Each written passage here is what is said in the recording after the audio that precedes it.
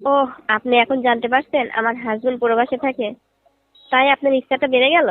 আমি জানতাম না তো আপনার হাজবেন্ড সিঙ্গাপুরে থাকে। আপনি যে সুন্দরী, আপনার মতো মহিলাকে কে না কাছে পেতে চায়। আগামী সপ্তাহে আমার হাজবেন্ড চলে আসবে। এখন চাইলেও কিছু করা যাবে না।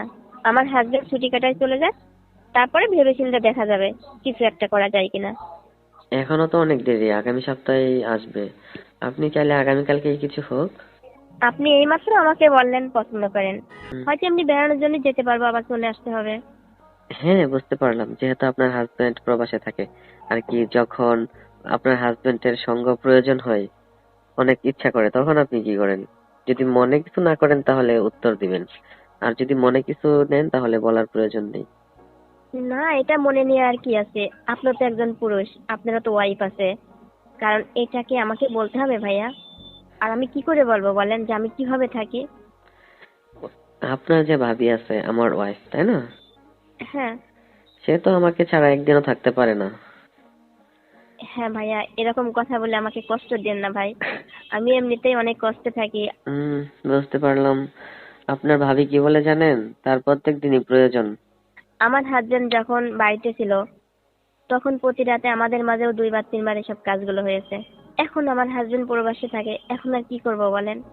এখন তো ইচ্ছা থাকলেও উপায় নাই। উপায় তো অনেক আছে, আপনি চাইলেই উপায় হয়।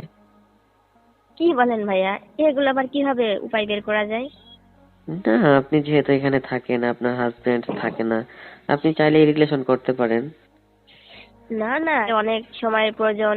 সময়ের প্রয়োজন? সময় তো আপনার অফুরন্ত সময় আছে। আপনি তো এখানে ডিউটি করেন মাত্র 8 ঘন্টা, তাই না?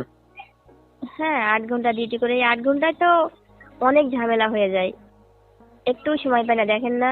তাড়াহুড়া করে দৌড়াদৌড়ি করে সবকিছু মেনটেন করতে হয় কাজগুলো।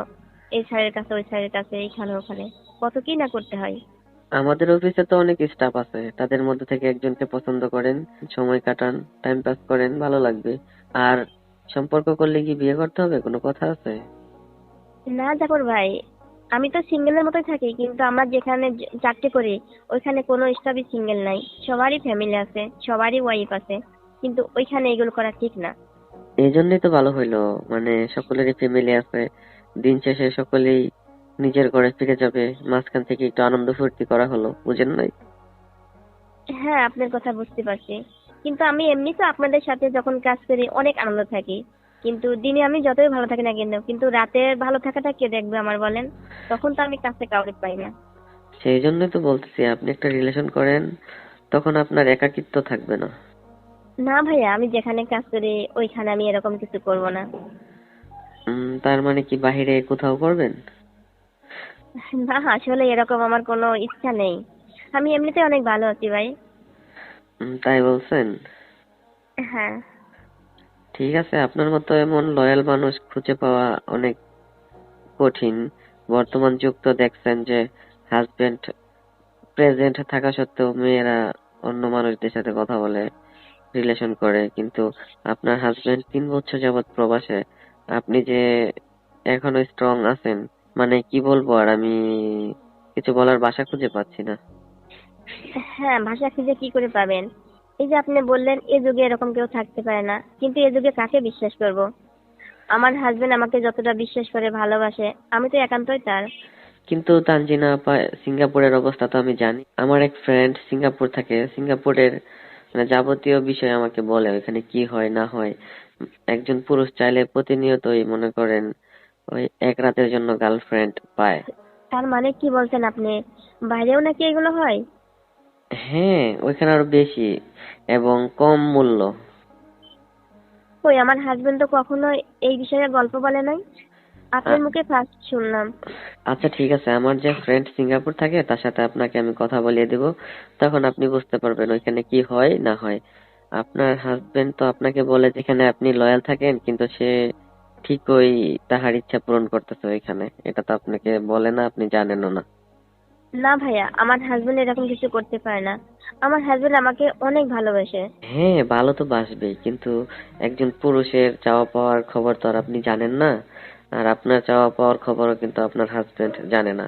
তার মানে আপনি কি বলতে চাচ্ছেন, আমার হাজবেন্ড প্রবাসে ওইগুলো করে, কিন্তু আমি তো ওইগুলো কখনো করতে চাই না। আমিও তো একা সিঙ্গেল থাকি এখানে। সেই জন্য তো বলতেছি, আপনি চাইলে আপনি একটা বয়ফ্রেন্ড জোগাড় করতে পারেন। না, আগে আমাকে বিষয়টা জানিয়ে দেখতে হবে। আমার হাজবেন্ড যদি সত্য সত্য এগুলো করে, তাহলে আমিও একটা কিছু করবো তখন। আচ্ছা ঠিক আছে, আপনি আমার যে ফ্রেন্ড সিঙ্গাপুর থাকে তার সাথে আপনি কথা বলিয়েন, আগামীকালকেই কথা বলিয়ে দেবো, ঠিক আছে? ঠিক আছে, আমি যখন অফিসে যাব আমাকে ফোন নাম্বারটা দিয়েন তো, আমি তার সাথে কথা বলবো। ওকে ঠিক আছে। আর আপনার 15 দিনের ছুটির বিষয়টা আমি দেখতেছি, কালকে অফিসে আসি। আপনার হাজবেন্ড কবে আসবে? ও জাফর ভাই, আমরা তো কথা বলতে বলতে অন্য রাস্তায় চলে গেছি। না, ছুটির কথা বলবো কেন, আমি তো বললাম যে আপনার হাজবেন্ড কবে আসবে সেটা বলো। আমার হাজবেন্ড আসবে আগামী সপ্তাহ। ও আচ্ছা ঠিক আছে, আপনি যখন ছুটি লাগবে বলিয়েন, আমি কথা বলে দেবো না স্যারের সাথে। আসলে স্যারের সাথে আমার এইভাবে কখনো কথা বলা হয় নাই, আর আমি কখনোই দেখেন ছুটি নিই নাই। জাফর ভাই, আপনি একটু আমার হয়ে বলেন না যে আমার 15 দিন ছুটি লাগবে। আচ্ছা ঠিক আছে, আপনার ছুটির ব্যবস্থা আমি করে দেবো। আপনাকে আমি পছন্দ করি না, মনে মনে তো আপনাকে লাইক করি। মানে এখন আবার কি বলছেন? এটা আমাকে মনে মনে লাইক করেন? হ্যাঁ, আমি জানতাম না আপনার হাজবেন্ড যে প্রবাসে থাকে। আপনি ভেবেছিলেন আমার হাজবেন্ড দেশে থাকে, তাই বলেন নাই। কিন্তু এখন যখন জানতে পারলেন আমার হাজবেন্ড প্রবাসে থাকে, তাই আর কি বললেন না? হ্যাঁ, বলছি আপনাকে অনেক পছন্দ।